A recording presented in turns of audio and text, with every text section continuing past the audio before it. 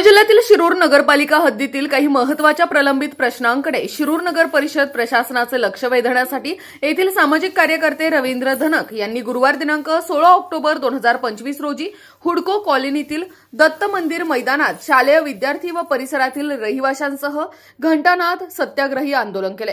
यावेळी त्यांनी एका दादागिरी करणाऱ्या दादाजी, त्याला साथ देणाऱ्या एका माजी नगरसेवक, एका माजी आमदाराची चांगलीच खरडपट्टी काढली। अनेकांनी आपल्या व्यथा मांडल्या। हे आंदोलन चालू असताना शिरूर नगरपालिकेचे मुख्याधिकारी प्रीतम पाटील आले। त्यांनी धनक यांना त्यांच्या मागण्यांच्या पूर्ततेबाबत लेखी आश्वासनाचे पत्र दिल्याने हे आंदोलन थांबले।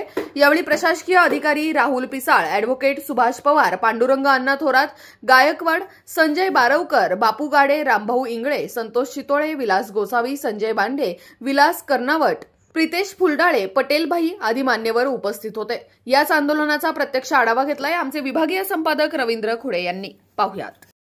सीओ साहेब, पोलीस काका, प्रशासन अधिकारी, या ठिकाणी तुम्ही आंदोलन उभं केलं, नेमकं समस्या काय काय? या ठिकाणी ग्राउंड तर पूर्ण झाकायला आले, तर अतिक्रमण वाढली। हे सर्वे नंबर 1140 मधली सरकारी मालकीची 1 हेक्टर जागा आहे।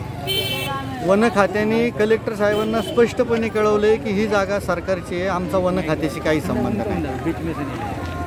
15 वर्षापूर्वी ह्या जागेला शाळेला जागा द्यावी म्हणून नगरपालिकेनेच ठराव करून दिला। त्यानंतर नगरपालिकेने ह्याच्यावर फळे भाजीपालाचं आरक्षण टाकलं। मग पुन्हा 19 साली आम्ही आंदोलन, आता हे 4थं आंदोलन आहे आमचं।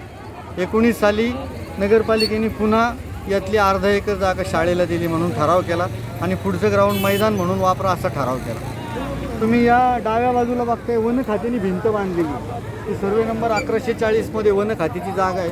तर वन खात्याने पूर्ण भिंत बांधलेली, ही जागा सोडून दिली कारण हे नगरपालिकेच्या मालकीची जागा आहे। 2 वर्षापूर्वी अजिमभाईनी इथं शेड केली, त्याला सांगितलं अरे बाबा ही नगरपालिकेची जागा आहे, सगळ्या परिसरातले लोक मैदान म्हणून वापरतात, तू इथं काही करू नको। मग त्यांनी इथे ते गाड्या धुवायचं हे तयार केलं। नगरपालिकेचे लोक जर कारवाई करायला गेले तर ते सांगतात ही जागा वन खात्याची, वन खात्याची लोक गेले तर ते सांगतात ही जागा नगरपालिकेची, असा संभ्रम करतात। आणि त्यांच्यासाठी एक माजी नगरसेवक सारखा फोन करतो, यांच्यावर कारवाई करू नका। मग इथं मुलं गोळा करणे, आता सुद्धा तुम्ही पाहताय हे पोरगा हॉर्न वाजवणार, मुलांना गोळा करणार, फटाके वाजवणार, दहशत करायची तयार, लोकांना घाबरवायचं। त्याला म्हणलं अरे बाबा लोकांच्या टगेगिरीला नादी लागूनच आमची हयात गेली, तो आमचा माणूस आहे, असं काही करू नको। त्याला कळत नाही। मग शेवटी आज आम्हाला हे सत्याग्रही आंदोलन करावं लागलं।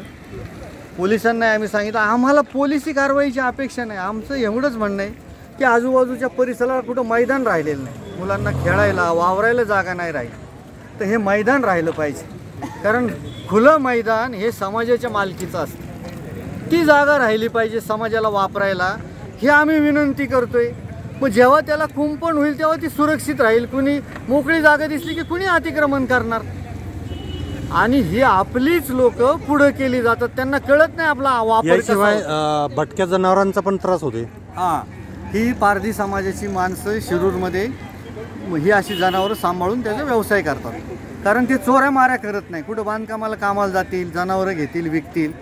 त्यांनाही सांगितले की तुमच्या घराच्या जवळ जनावरं, आज ही जागा रिकामी आहे म्हणून ते इथं बांधतात, पण 15 ऑगस्ट असेल, दत्त जयंती असेल, त्या दिवशी येऊन ते स्वतः आजही तुम्ही ही जागा नगरपालिकेने त्यांच्या नावावर केली का? काही नाही, ही सरकार मालकीची जागा आहे। हे समोर दिसतंय काय स्तंभ बांधलाय काय? ते नाही, हे असंच अतिक्रमण मागच्या आठवड्यात केलेले आहे, स्तंभबिंब काय नाही, अतिक्रमण आहे। ती सिमेंटची भिंत आहे, ती हद्द आहे सगळी, ते सिमेंटच्या भिंतीच्या पलीकडे हुडको, सिमेंटच्या भिंतीच्या अलीकडे हे शेड जे पूर्ण ते अलीकडे पूर्ण हुडकोच्या शेड पूर्ण ते नगरपालिकेचे शॉपिंग कॉम्प्लेक्स आहे, त्याला लागून ती शेड आहे, तिथे खाजगी घर आहे, ते कापसे नावाचा माणूस आहे, तो कोल्हापूर। आता जे शेड आहे ते पटेल वॉशिंग ते हद्दीमध्ये त्यांच्या खाजगी, फक्त अलीकडे जो रॅम्प केलाय तो चुकीचा केलाय, आणि सगळं बेकायदेशीर, लाईट कनेक्शन बेकायदेशीर। त्याला सांगतोय मी अरे तू हे सगळं चुकीचं करतोय, तरी आम्ही तुला मदत करतोय, तुझ्याकडे दुर्लक्ष करतो, हीच तुला मदत। प्रशासनाची काय भूमिका? आता प्रशासनाची भूमिका अशी आहे की प्रशासनाने पोलिसांचा बंदोबस्त मागून कुंपण करण्याचं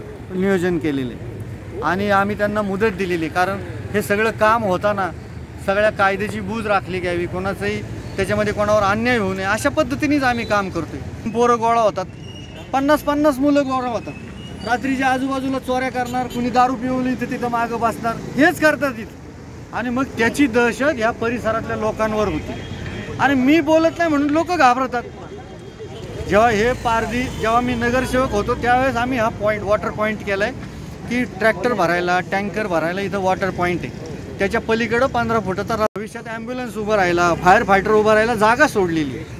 ही सगळ्या ह्या जागेची मोजणी झालेली आहे. वन खात्याने ही नगरपालिकेला सांगितलं ही सरकारी जागा आहे, नगरपालिकेचं आरक्षण आहे. असं असूनही जागा मोकळी दिसल्यामुळं इथं तुम्ही आज तर काय नाही 20-20, 25-25 गाड्या इथं धुवायला उभ्या, ह्या 2-3 जुन्या पाण्या गाड्या येऊन उभ्या राहणार. काय त्यांच्या इथं जागाच नाही कोणाच्या मालकीची, ही सरकारी जागा आहे. मुद्दा म्हणून आणून उभं करायचं, मुलांना त्रास. अशा पद्धतीनं कायदा हातात घेऊन चुकीच्या पद्धतीने ते वागणं बाकडे जे मांडले ते नगरपालिकेने मांडले समोरच्या. नाही, ते नगरपालिकेने लावलेले गार्डनचे बाकडे तेही आम्ही अर्ज दिले नगरपालिकेला. ते पहिली बाकडे उचला, टगे पोरं तिथे येऊन बसून थिल्लर. नगरपालिकेने स्वतः आणून ठेवलेत का? नाही, ते यांनी कुठून तरी आणून ठेवलेले, त्यांची सोयीसाठी आणले. हां, तर अशा पद्धतीनं टगेगिरी खपवून घेतल्या जाणार नाही. ह्या परिसरात मी 92 ते 97 नगरसेवक होतो. या परिसरात कोणाचीही दादागिरी खपवून घेतली जाणार नाही. कुणी कोणाला त्रास दिला नाही पाहिजे, दहशत केली नाही पाहिजे, त्याच्यासाठी हे आंदोलन होतं. सगळ्यांना हात जोडून विनंती, कायदा हातात घ्यायला लावू नका. आम्ही जर कायद्याने सुरुवात केली तर चांगल्याला पळता होईल थोडी होईल. धन्यवाद. तुमचं नाव सांगा, काय अडचण आहे तुमची? पाण्याची अडचण आहे आमची. कुठं राहता तुम्ही? पाणी टाकीपाशी. काय अडचण येत अजून? सकाळी 9:30ला पाणी येतं, कधी 9:45ला पाणी येतं, अर्ध्या तासात पाणी जातं. काय करायचं अर्ध्या तासात? पाणी सुद्धा पाणी भरपूर सोडत नाही, अर्ध्या तासच पाणी राहतं. एक राहायला कुठे तुम्ही? इथंच पाण्याच टाकी. सगळे आम्ही टाकीचे. 4 वाजता पाणी येतं, 4:30ला जातं. 4 वाजता नाही. तुमचं नाव काय? हा, काय आहे? तुम्ही पारधी समाजाचे, काय अडचण आहे?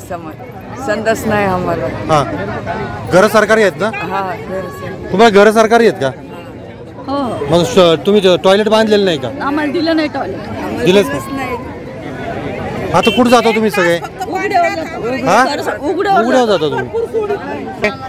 आमचं घर आहे ना, आम्हाला आमच्या मालकाकीचं झालं पाहिजे. चालूच आहे ना तुमचा लढा शासनाबरोबर.